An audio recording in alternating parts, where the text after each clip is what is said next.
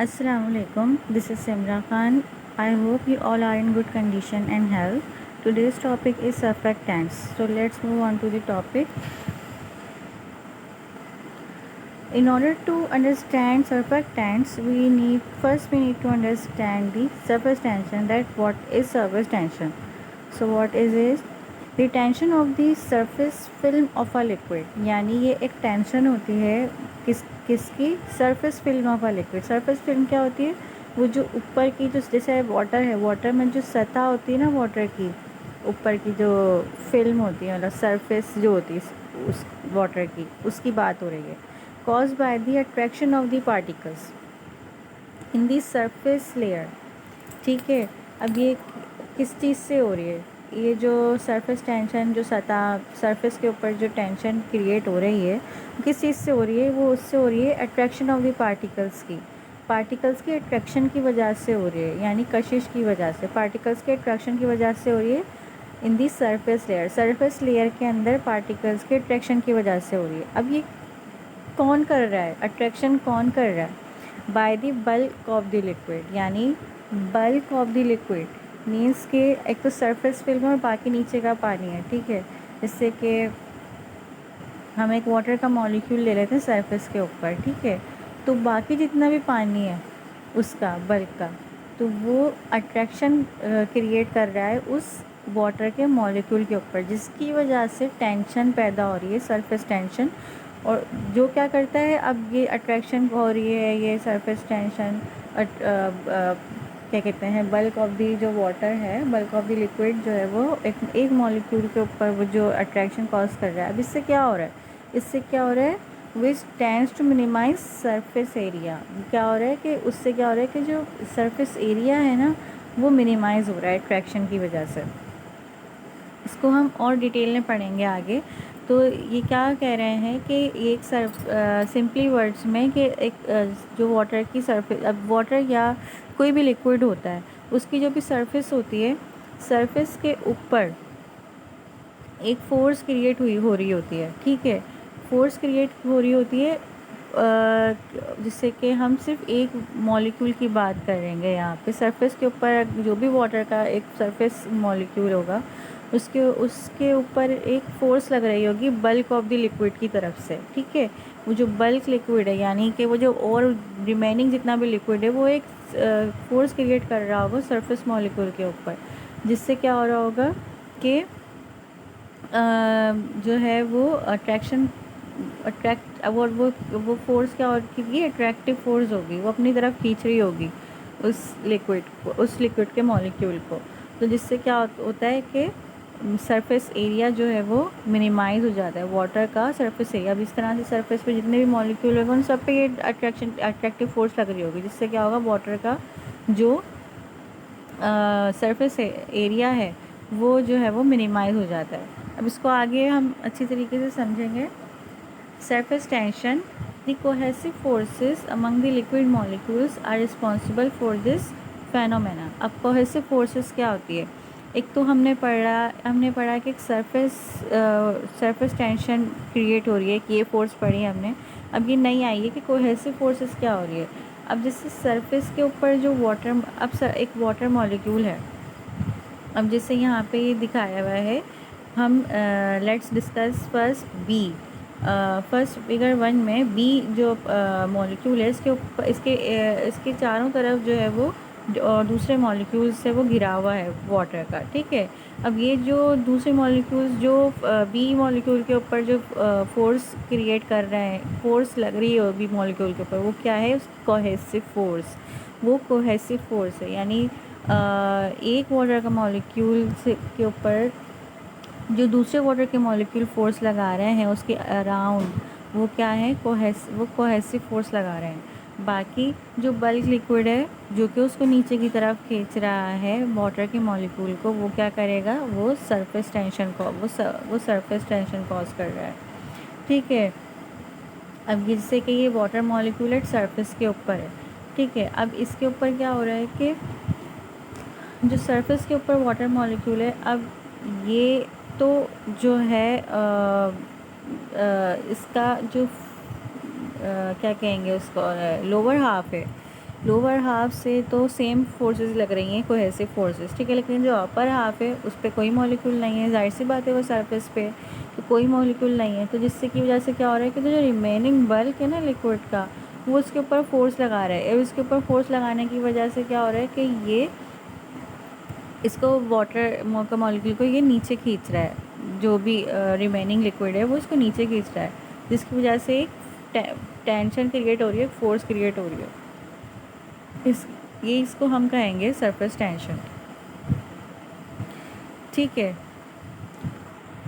ये फिगर 2 में भी हमें यही दिखाया गया है कि जो बल्क लिक्विड है उसके ऊपर जो भी फोर्स लग रही, उस बल्क लिक्विड है उसका बल्क लिक्विड में जो वाटर मॉलिक्यूल प्रेजेंट है उसके अराउंड में जो है वो वाटर मॉलिक्यूल दूसरे वाटर मॉलिक्यूल्स के साथ घिरा हुआ है, जिसकी वजह से उसके ऊपर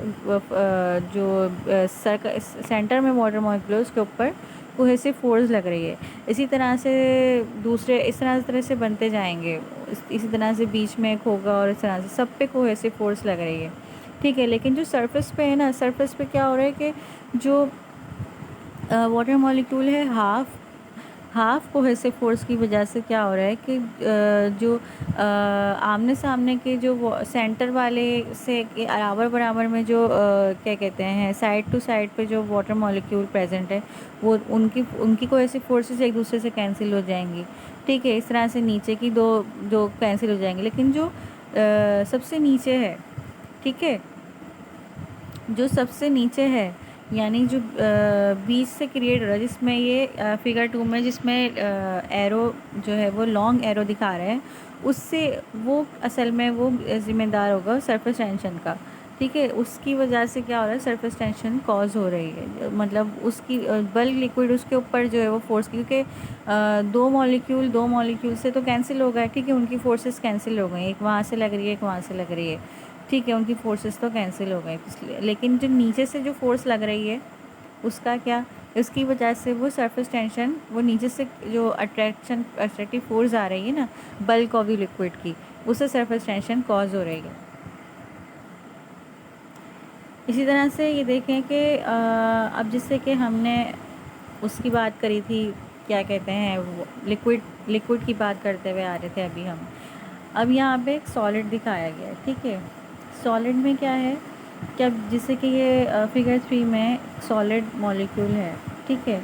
अब ये जो है सरफेस, अब जो ग्रेविटी सॉलिड मॉलिक्यूल्स है तो ग्रेविटी होगी, ठीक है। अब ग्रेविटी से जो फोर्स है वो नीचे की तरफ लग रही है, अब वो पानी में लेकिन नीचे की तरफ लग रही है, लेकिन वो फिर भी सतह पे तैर रहा है, वो जो है सॉलिड मॉलिक्यूल, वो क्यों तैर रहा है, क्योंकि सरफेस टेंशन की वजह से, वाटर की सरफेस टेंशन की वजह से, क्योंकि वो सरफेस टेंशन इतनी ज़्यादा है कि वो जो है वो मिक्सअप नहीं हो पा रहा सॉलिड पानी के अंदर। हमारा जो सर्फेक्टेंट्स से जो है वो यही लेना देना है कि हमें अपनी जो है ड्रग या कुछ भी डिज़ोल्व करने के लिए, ड्रग या कोई भी मेडिसिन डिज़ोल्व करने के लिए हमें क्या हमें क्या ज़रूरत है कि हम ये जो सरफेस टेंशन है इसको रिड्यूस करें, ताकि हमारी जो एक्टिव इंग्रेडिएंट है हमारा वो हमारे सॉल्वेंट में मिक्सअप हो जाए, ठीक है, ताकि एक होमोजीनस के एक आइडियल जो है वो मेडिसिन वही होगी जो होमोजीनस हो, ठीक है। होमोजीनस एलिगेंट लगती है, इसलिए हम कहेंगे कि होमोजीनस हमें मिले, ठीक है।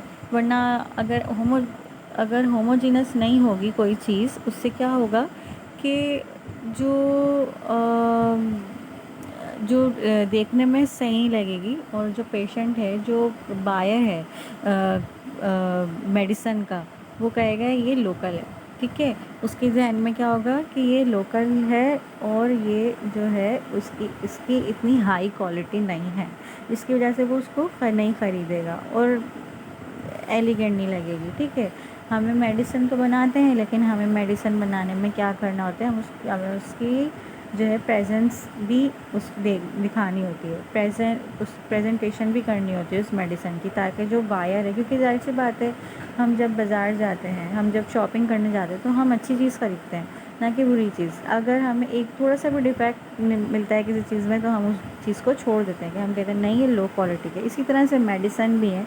मेडिसन में अगर आपको लो क्वालिटी की, अगर आपको थोड़ा सा भी वो मिलेगा, इसका जो है इसकी पैकेजिंग ही जो है थोड़ी सी ऐसी हो रही है। अक्सर अक्सर क्या होता है, दवाइयाँ रख के उनके पैकेट जो है वो मुड़ जाते हैं या थोड़ा सा ख़राब हो जाते हैं या थोड़े मेले हो जाते हैं, तो हम कहते हैं नहीं ये तो कब के रखे हुए हैं, इनकी एक्सपायरी का मसला हो सकता है या कुछ भी हो सकता है, या इनकी क्वालिटी नहीं है, या ये जो है वो या एक जो है वो डुप्लीकेट मेडिसन है। इसलिए हम इसकी वजह से क्या होता है कि जो हमारा बायर है वो नहीं ख़रीदता। इस तरह से जो प्रोडक्ट है उस पर हमें लॉस होता है। खैर ये तो हम आगे चले गए, लेकिन इसलिए मैं बस ये बताना चाह रही हूँ कि जितनी ज़्यादा एलिगेंट होगी प्रेजेंटेशन में मेडिसिन, इतनी ज़्यादा उसकी जो है वो बिक्री हुई। ये मतलब ये भी एक तरीका होता है जिससे हम जो है वो बायर को अट्रैक्ट कर सकते हैं अपने प्रोडक्ट के ऊपर। ठीक है, तो हम इसलिए हम चाहते हैं, हम सर्फेक्टेंट्स का में हमारा जो मेन मकसद ये होता है, इसीलिए होता है कि जो सरफेस टेंशन कॉज हो रही है सॉल्वेंट के मॉलिक्यूल के दरमियान, एक्टिव इंग्रेडिएंट के दरमियान, हम इसको कम करें ताकि वो मिक्सअप हो सके आपस में। हम जैसे ये फिगर 3 में दिखा रहे हैं कि ये सॉलिड है, ठीक है, लेकिन ये वाटर में मिक्सअप नहीं हो रहा है। एक तो इसके ऊपर एक तो वाटर के अंदर अपनी कोई ऐसी फोर्सेस होती हैं, ठीक है, वो आपस में लग रही हैं, और एक है ग्रेविटी से वो नीचे की तरफ तो झुकाव हो रहा है इसका, जिससे क्योंकि इसमें एक बल आ रहा है, ठीक है, झुकाव तो हो रहा है लेकिन इस कर्व आ रहा है इसमें, ठीक है, लेकिन क्या हो रहा है सरफेस टेंशन की वजह से वो मिक्सअप नहीं हो पा रहा वाटर में, क्योंकि वाटर की सरफेस टेंशन बहुत ज़्यादा है। इसलिए हमारा काम क्या है एज अ फार्मासिस्ट, हम सर्फेक्टेंट यूज़ करते हैं, सर्फेक्टेंट बनाते हैं ताकि ये जो हम इसमें ऐड करेंगे जिससे क्या होगा कि इसकी सरफेस टेंशन रिड्यूस होगी और ये मिक्सअप हो जाएगा हमारे वाटर में या हमारे सॉल्वेंट में। फिगर 4 में भी यही दिखा रहे हैं। जो फोर्स एफ है वो अब जैसे सरफेस है, अब ये जो वो वाले एरो हैं, पॉइंटेड एरोज़ हैं, और ये क्या कह रहे हैं कि cohesive forces to neighbouring molecule. ये जो शार्प एरोज़ हैं ये क्या है, cohesive forces to neighbouring molecule. बाकी ये जो डॉटेड एरो है ये क्या दिखा रहे हैं, missing cohesive forces to neighbouring molecule. अब ये मिसिंग कोहेसिव फोर्सेस है। अब मिसिंग कोहेसिव फोर्सेस में अब क्या हो रहा है कि जिसकी वजह से जो है वो नीचे से फोर्स लगती है, फिर एक जो कि बल्क लिक्विड लगा रहा है, अट्रैक्टिव फोर्स लग रही है, बल्क लिक्विड लगा रहा है नीचे की तरफ, ठीक है। और ये दिखा रहे हैं कि बल्क लिक्विड में जो वाटर मॉलिक्यूल प्रेजेंट है उसके ऊपर उसके ऊपर चारों तरफ जो है वो शार्प एरोज़ हैं, जिसकी वजह से वो स्टेबल है और उसके अंदर कोई ऐसी बल्क नहीं लगी, लेकिन जो सरफेस बल्क फोर्स नहीं लगी, लेकिन जो सरफेस मॉलिक्यूल है उसके ऊपर जो है वो उसके ऊपर नीचे से एक फोर्स लग रही है, जिसकी वजह से मतलब वो जो सरफेस लिक्विड जो बल्क लिक्विड है वो चाह रहा है कि ये हमारे सरफेस का मॉलिक्यूल हमारे अंदर आकर मिक्सअप हो जाए, लेकिन क्योंकि उसकी जो फोर्सेस हैं सरफेस के मॉलिक्यूल की वो अनबैलेंस्ड है, इसकी वजह से वो एक सरफेस टेंशन क्रिएट हो रही है, जैसे वो बल्क लिक्विड में मिक्सअप नहीं हो पाता, और हमें ये सरफेस टेंशन रिड्यूस करनी है, ठीक है। अब ये हम फाइनली अब हम पढ़ते हैं सर्फेक्टेंट, क्योंकि हम अब यहाँ अब तक तो सरफेस टेंशन हो गई। सरफेस टेंशन आई होप कि आपको समझ में आ गई होगी जितनी मैंने कोशिश की है। तो यहाँ तक तो सरफेस टेंशन हो गई। अब है सर्फेक्टेंट्स के what is surfactants. The term surfactant, short form of the surface active agent, was first coined by Antara product in 1950. जो टर्म है सर्फेक्टेंट जिसको हम कहते हैं, जिसको हम सरफेस एक्टिव एजेंट भी कहते हैं, वो सबसे पहले किसने दिया था नाम, अंतारा प्रोडक्ट ने, जो कि 1950 में जो है ना वो क्या कहते हैं डिस्कवर्ड हुआ था, या क्या कहेंगे कि जिसको बनाया गया था अंतारा प्रोडक्ट में। Some compounds like short chain fatty acids are amphiphile और एम्फीपैथिक। कुछ कंपाउंड्स जैसे कि शॉर्ट चेन फैटी एसिड्स जो है वो एम्फीफिलिक होते हैं और एम्फीपैथिक होते हैं। दैट इज़, अब ये एम्फीफिलिक या एम्फीपैथिक क्या होता है, that is they have one part that has affinity for non polar media and one part that has an affinity for polar medium, यानी कि एक जिनका ये एक ही मॉलिक्यूल होता है, जैसे कि शॉर्ट चेन फैटी एसिड्स है, ये एक ही मॉलिक्यूल होता है जिसका एक हिस्सा जो है वो नॉन पोलर की तरफ अट्रैक्ट होता है, दूसरा हिस्सा क्या होता है वो पोलर की तरफ अट्रैक्ट होता है। लेकिन ये सेम मॉलिक्यूल होता है, सेम कंपाउंड होता है। सेम कंपाउंड में ही जो है वो एक क्या कहते हैं, या आप कहेंगे वन पार्ट जो है वो क्या कहते हैं नॉन पोलर से अट्रैक्ट होता है, अदर पार्ट जो है वो पोलर से अट्रैक्ट होता है, same molecule. These molecules form oriented monolayers and interfaces and show surface activity. ये मॉलिक्यूल क्या करते हैं, जब हम इनको ऐड करते हैं किसी भी लिक्विड में, तो ये क्या करते हैं मोनो लेयर्स बना लेते हैं, मतलब कि सिंगल लेयर बना लेते हैं सरफेस के ऊपर, जिससे क्या कहते हैं वो अपनी सरफेस एक्टिविटी दिखाते हैं। सरफेस एक्टिविटी क्या होती है, that is they lower the surface और interfacial tension of the medium in which they are dissolve, यानी कि ये सरफेस टेंशन को रिड्यूस कर देते हैं। जिस भी मीडियम में ये डिज़ोल्व मतलब जिस भी मीडियम में डिज़ोल्व किए जाते हैं उसकी सरफेस टेंशन को ये रिड्यूस करते हैं। इस तरह से ये मॉलिक्यूल के साथ जाके अटैच्ड हो जाते हैं और उसकी वजह से जो पोलर ग्रुप है वो जो पोलर जो साइड है इनकी वो पोलर ग्रुप से अटैच हो जाता है। वो सॉल्वेंट हो या क्या कहते हैं सॉल्यूट हो। अब पोलर सॉल्वेंट होगा तो पोलर सॉल्वेंट से जाके अटैच हो जाएगा। पोलर नॉन पोलर जो है ना क्या कहते हैं, अगर सॉल्यूट है तो नॉन पोलर हिस्सा जो है वो सॉल्यूट के साथ अटैच हो जाएगा, and vice versa. If the solvent in which the surfactant to be use is water और an aqueous solution, then the respective terms hydrophobic and hydrophilic are use. अगर हम जो भी सॉल्वेंट यूज़ कर रहे हैं, अगर वो सॉल्वेंट वाटर है तो हम क्या कहेंगे, या फिर कोई एक्वस सोल्यूशन है, एक्वस मतलब कि जो है ना वाटर, ठीक है, कोई भी वाटर है या एक्वस सोल्यूशन है, तो रिस्पेक्टिव टर्म्स हम करेंगे hydrophobic and hydrophilic. Hydrophobic means water hating and hydrophilic means water loving, ठीक है, ये टर्म हम यूज़ करते हैं। These compounds are termed as surfactants, amphiphile, surface active agent, tensides और in very old literature paraffin, chain salts. इन compounds को हम सर्फेक्टेंट्स भी कहते हैं, एम्फीफाइल्स भी कहते हैं, सरफेस एक्टिव एजेंट भी कहते हैं, टेंसाइड्स भी कहते हैं, और बहुत ओल्ड लिटरेचर में इसको पैराफिन, चिन सॉल्ट्स भी कहा जाता है। Surfactant definition. Surfactants are compounds that lower the surface tension between two liquids. यहाँ क्या कह रहे हैं कि surfactants compounds होते हैं जो क्या करते हैं, लोअर करते हैं सरफेस टेंशन को दो लिक्विड्स के दरमियान, between a gas and a liquid, या फिर किसी गैस और लिक्विड के दरमियान, या between a liquid and a solid, या लिक्विड और सॉलिड के दरमियान। सर्फेक्टेंट में act as detergents. Surfactant detergents भी हो सकते हैं। डिटर्जेंट्स क्या होते हैं, जो कि हम डिटर्जेंट सर्फेक्टेंट्स ही होते हैं जो कि हम यूज़ करते हैं क्लीनिंग ऑफ द डर्ट के लिए, मींस के इससे हम डर्ट वगैरह, सॉइल वगैरह क्लीन कर सकते हैं, ठीक है।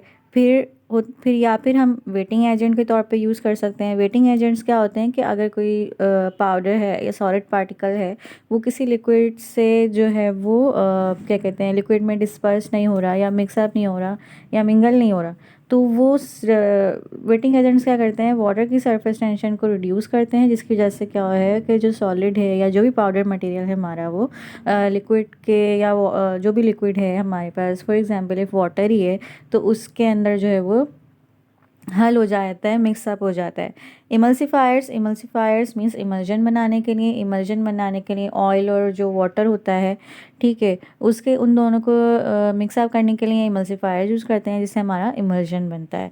फिर होते हैं फॉर्मिंग एजेंट्स मीन्स के जो फॉर्म क्रिएट करते हैं, ठीक है, उनके फॉर्म के पार्टिकल्स इतने स्मॉल होते हैं कि जो नेकेड आई से नज़र नहीं आते।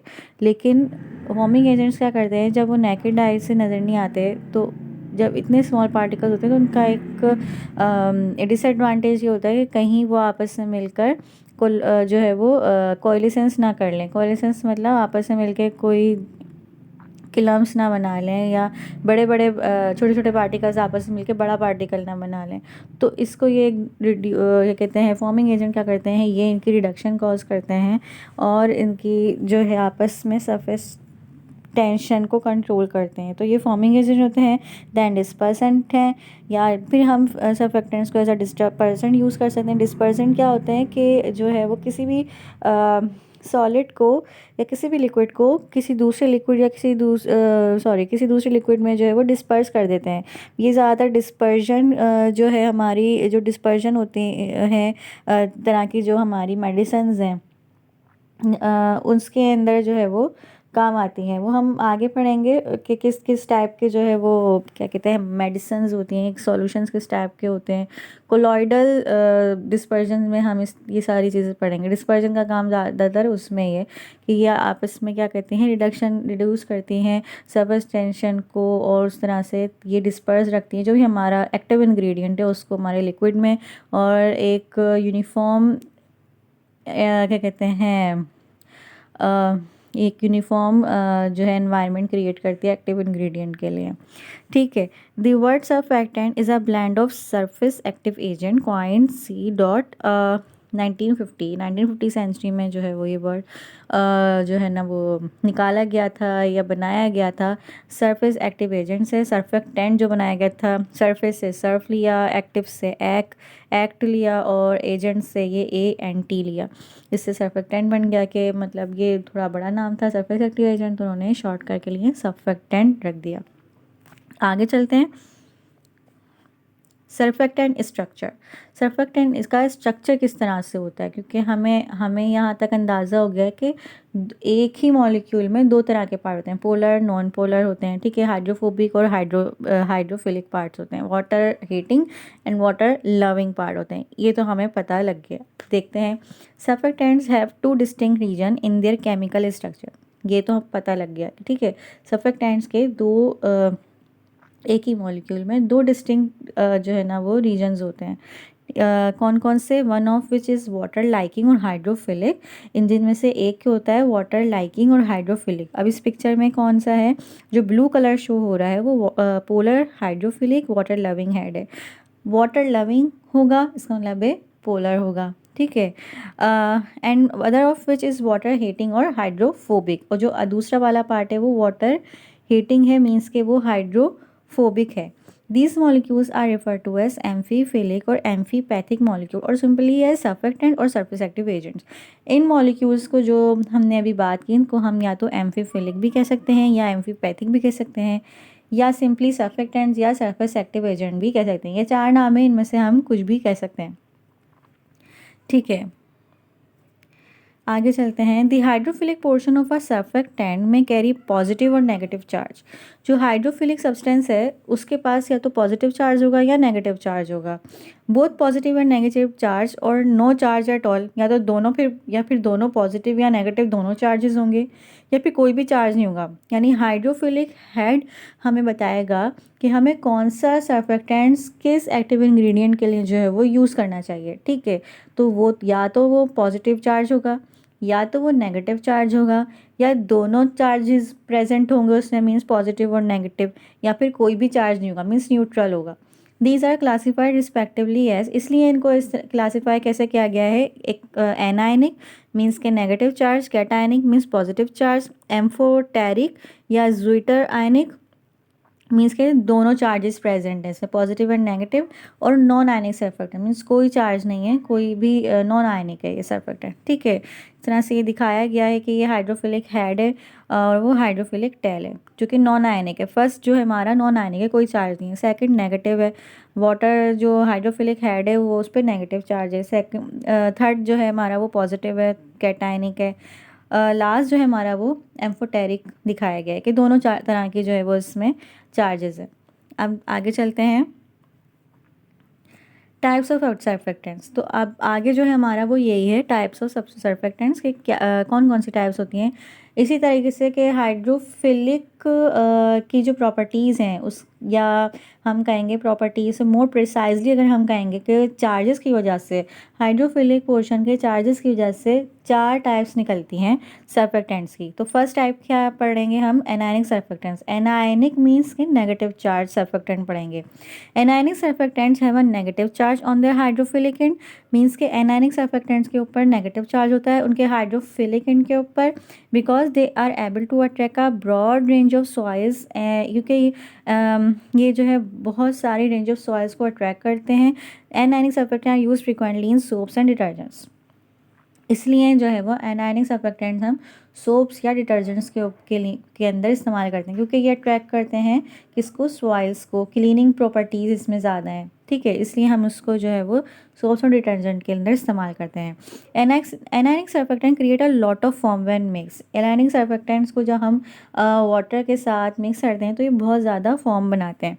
While anionic surfactants are excellent for lifting and suspending particulate soil, they are not as good at emulsifying oily soils.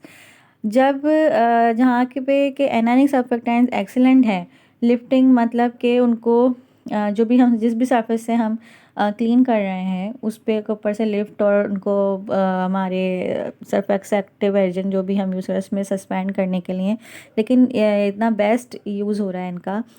लेकिन ये क्या करते हैं कि ये ऑयली सॉइल्स जो होती हैं उनको साफ़ नहीं कर सकते, उनके वो मिक्स नहीं कर सकते, इसलिए फिर उनके लिए हम दूसरे सर्फेक्टेंट्स यूज़ करते हैं।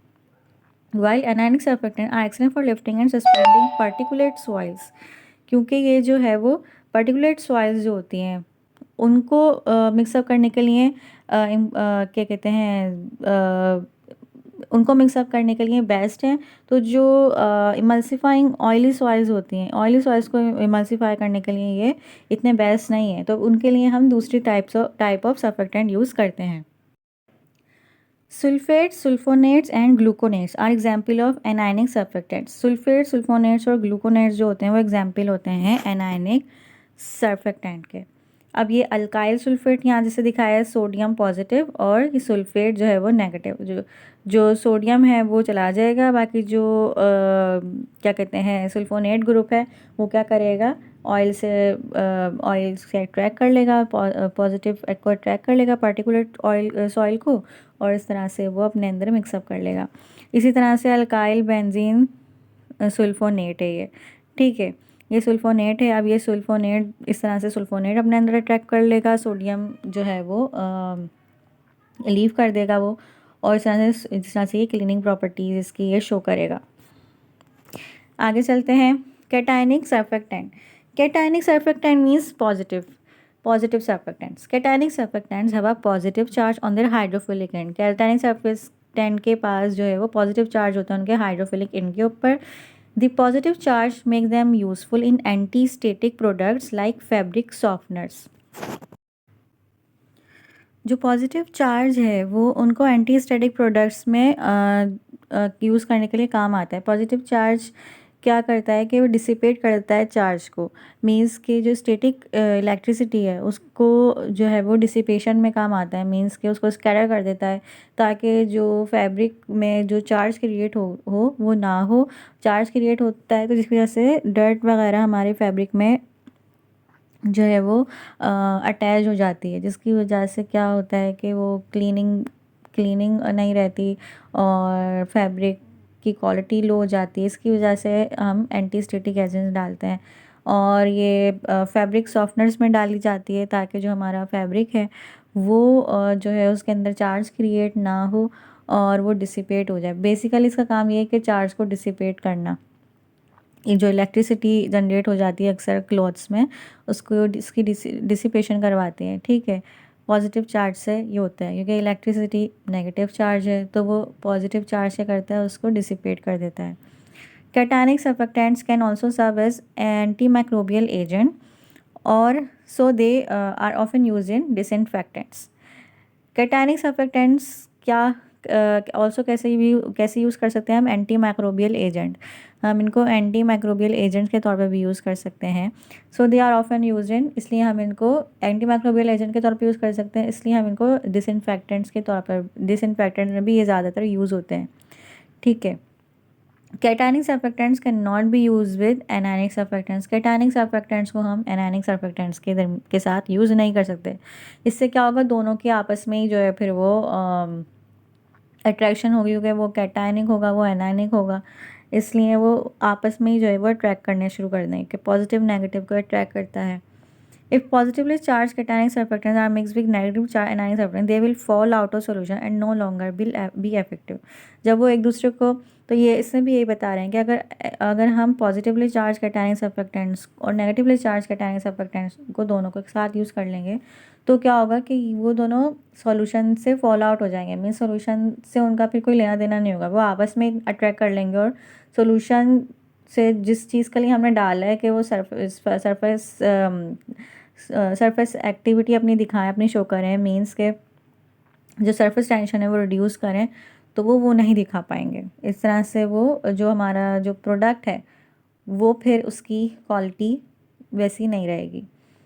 Cationic and non ionic surfactants however are compatible.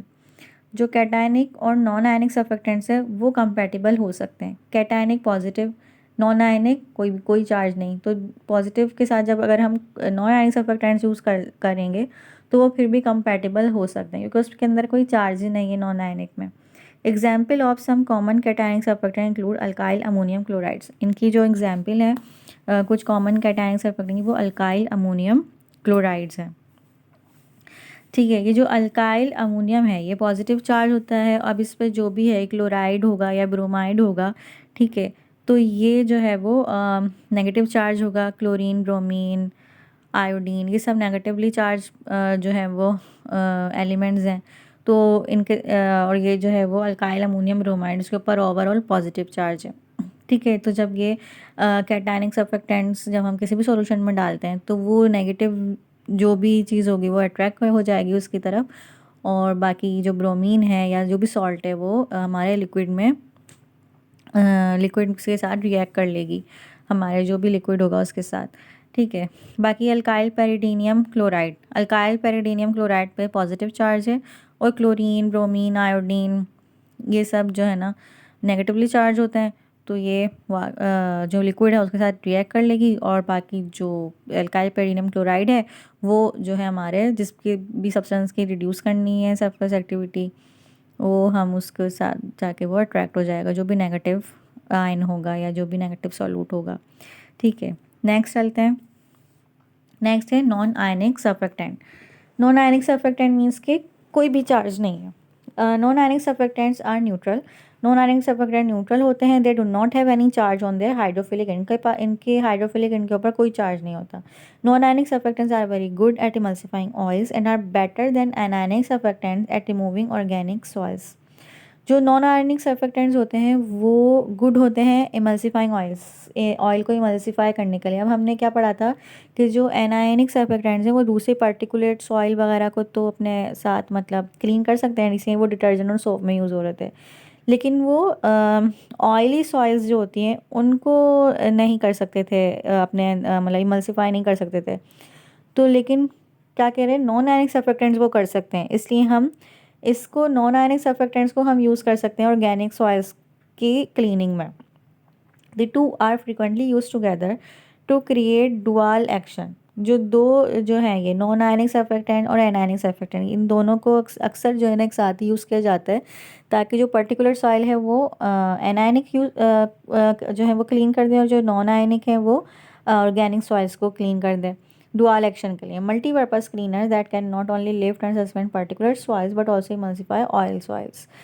Multipurpose cleaners में ये यूज़ किए जाते हैं ताकि वो दोनों तरीके की ऑयल सॉइल्स को जो है वो रिमूव कर सकें। Certain non ionic surfactants can be non forming और लो फॉर्मिंग। बहुत सारे नॉन आयनिक सर्फेक्टेंट जो होते हैं या तो वो फॉर्म नहीं बनाते या फिर जो है बहुत लो फॉर्म बनाते हैं। This makes them a good choice as an ingredient in low foaming detergents. इसलिए ये गुड चॉइस होते हैं कि हम इनको लो फॉर्मिंग डिटर्जेंट्स जो है उनके अंदर यूज़ करें। एक तो फॉर्मिंग डिटर्जेंट्स होते हैं, लेकिन एक होते हैं लो फॉर्मिंग डिटर्जेंट जो फॉर्म इतना नहीं बनाते। ठीक है, तो हम उनके अंदर ये गुड चॉइस होते हैं क्योंकि ये लो फॉर्म बनाते हैं या फॉर्म बनाते ही नहीं है, तो इसलिए हम उनको इसमें यूज़ कर सकते हैं। Non ionic surfactant have a unique property called a cloud point. Non ionic surfactants के पास एक यूनिक प्रॉपर्टी होती है, एक यूनिक खसूसियत होती है इनकी, वो होती है क्लाउड पॉइंट। क्लाउड पॉइंट क्या होता है? The cloud point is the temperature at which the non ionic surfactant begins to separate from the cleaning solution, called phase separation. जो क्लाउड पॉइंट होता है वो होता है कि जब वो एक ऐसे पर्टिकुलर टेम्परेचर के ऊपर जब ऐसे पर्टिकुलर टेम्परेचर के ऊपर पहुंचते हैं तो जो नॉन आयोनिक सर्फेक्टेंट्स हैं वो जो भी हमारा क्लीनिंग सॉल्यूशन है उससे सेपरेट होना शुरू हो जाते हैं। ठीक है, इसको हम कहते हैं फेज सेपरेशन। फेज सेपरेशन हो गई, जो नॉन आयोनिक सर्फेक्टेंट है वो सेपरेट होना शुरू हो जाते हैं और जो क्लीनिंग सॉल्यूशन है वो बाकी रह जाता है। When this occurs the cleaning solution becomes cloudy. जब ये होता है तो जब वो सेपरेट होना शुरू हो जाते हैं ना, तो जो क्लीनिंग जो सॉल्यूशन है हम जिससे साफ़ कर रहे हैं अपना कुछ भी, जो भी हम साफ़ कर रहे हैं, तो उसमें क्लाउडी क्लाउडी अपीयरेंस आ जाती है। ठीक है, वो किस वजह से आती है? जो क्लाउडी अपीयरेंस है वो होती है क्या कहते हैं, आयनिक नॉन आयनिक सर्फेक्टेंट्स की। This is considered the temperature for optimal detergency. ये टेम्परेचर क्या कंसाइड समझा जाता है कि ये ऑप्टिमल डिटर्जेंसी है। क्या मतलब क्या कि ये ऑप्टिमल रेंज है जिसमें हम सॉइल वगैरह को क्लीन कर सकते हैं। For low foaming cleaners optimal detergency is at the cloud point.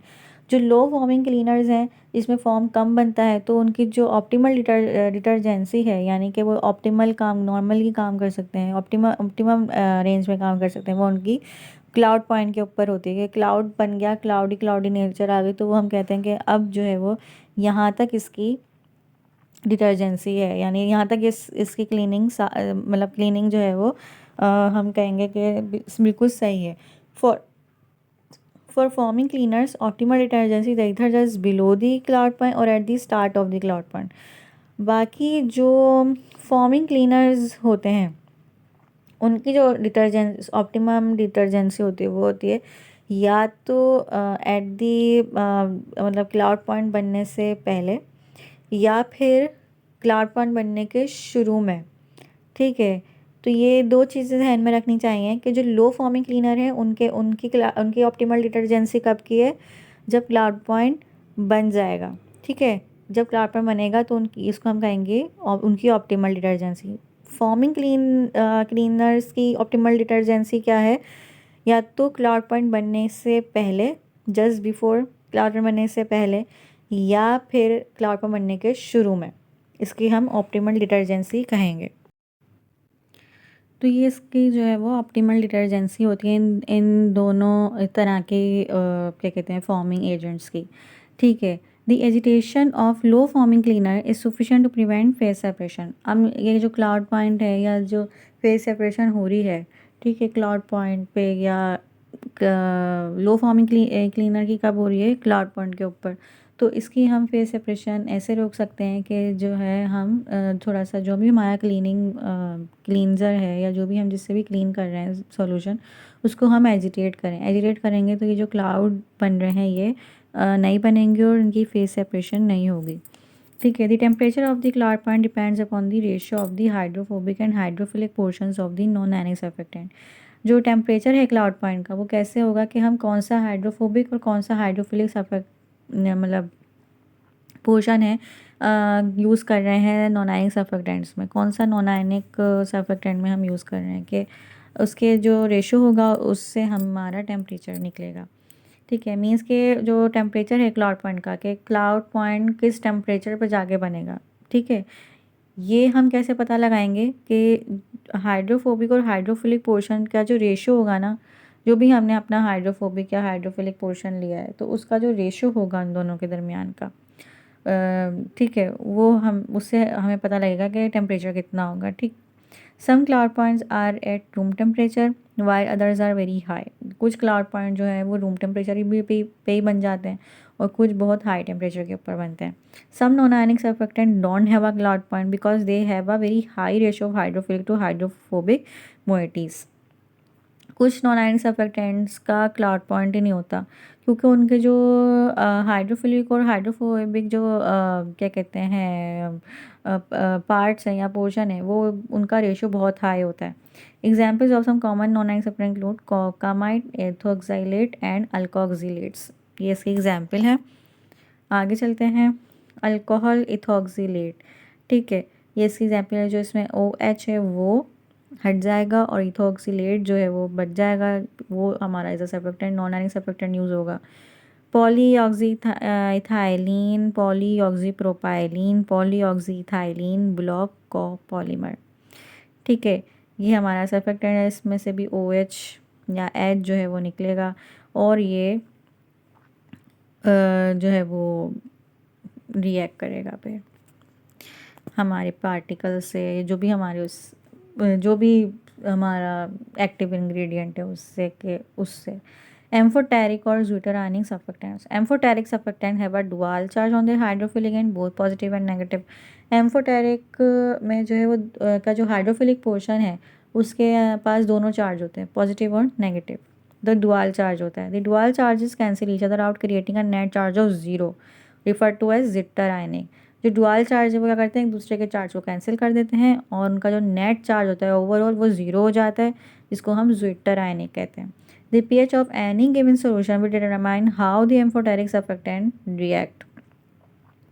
जो भी सॉल्यूशन होगा, गिवन सॉल्यूशन जिसमें हम अपना सर्फेक्टेंट डालेंगे ये ज्यूटर आयनिक, तो वो डिपेंड करेगा कि किस हमारा एम्फोटेरिक जो सर्फेक्टेंट हम यूज़ कर रहे हैं वो किस तरह रिएक्ट करता है, उसके ऊपर डिपेंड करेगा। उसकी पीएच जो है वो उसके ऊपर डिपेंड करेगी। In acidic solution the amphoteric surfactant become positively charge and behave similarly to cationic surfactant. Acidic solution में में क्या होगा कि जो एम्फोटेरिक सब्सटेंस है वो पॉजिटिवली चार्ज बिहेव करेगा और कैटायनिक सर्फेक्टेंट की तरह दिखेगा। In alkaline solution, basic solution, वो नेगेटिव चार्ज ओवरऑल कर लेगा और जो सिमिलर वो एनायनिक सर्फेक्टेंट की तरह यूज़ होगा। ठीक है। Amphoteric surfactants are often use in personal care product such as shampoos and cosmetics. ये शैम्पूज और कॉस्मेटिक्स वगैरह में जो है वो एम्फोटेरिक सर्फेक्टेंट्स यूज़ किए जाते हैं। एग्जाम्पल हैं इनकी betaines and amino oxides. Alkyl betaine, ठीक है, और ये अल्काइल डाइमिथाइल अमाइनो